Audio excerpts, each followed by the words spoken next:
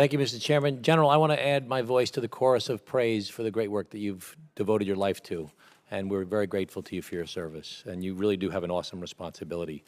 I'm new to this, and I'm very concerned about the things that aren't easy to measure. You know, it's easier, and you're doing a great job to measure troop movements and hardware and things like that. But in your testimony, you talk about Russia has employed a decades-long strategy of indirect action to coerce, destabilize, and otherwise exercise a malign influence over other nations. And you talk about the neighboring states of Moldova and Georgia and the Balkans. And then you say, additional Russian activities short of war range from disinformation to manipulation. Examples include Russia's outright denial of involvement in the lead-up to Russia's occupation and attempted annexation of Crimea, attempts to influence elections in the United States, France, and elsewhere, its aggressive propaganda campaigns targeting ethnic Russian populations among its neighbors, and cyber activities directed against infrastructure in the Baltic nations and the Ukraine. So everybody, I think, now agrees that Russia's been, you know, Ukraine was easy to see, and what they did there was such a negative action. And the cyber threats, everybody agrees that that's a big part of their strategy these days. Propaganda influencing the media, Russian oligarchs spreading money around in all different places of the world, from the Ukraine to European elections.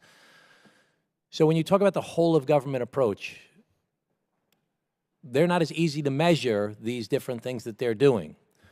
I'm a big advocate that we need to give some sort of punch in the nose, some sort of clear manifestation that we don't like what you're doing, and we need to go after the oligarchs with financial sanctions and try and pay more attention to sending a clear message that you can't mess with us that way.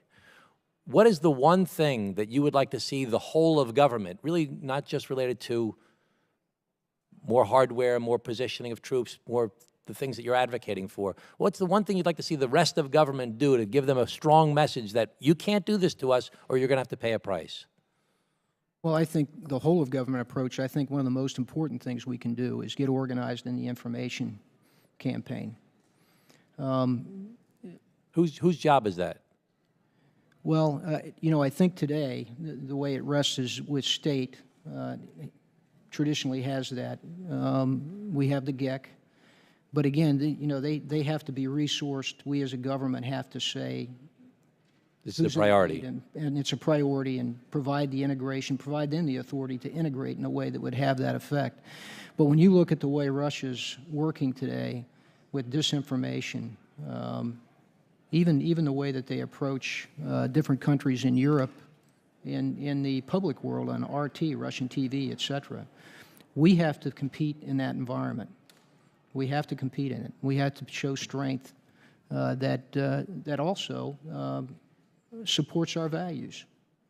I think we ought to be very strong in our values in doing this as well, and I think that would have a great effect.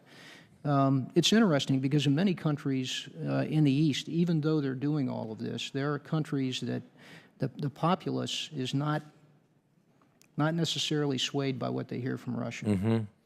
That's not true in all of them. It depends on where you're at. But it's interesting to me, and yet, you know, if we made a greater, a greater effort in this area, I think we could see some good benefit. So you'd like to see some more strength from America as far as coordinating the information campaign, preferably using the State Department as they've traditionally done, to try and get this information out there and then send a message clearly back to them. Absolutely, and to work with our allies.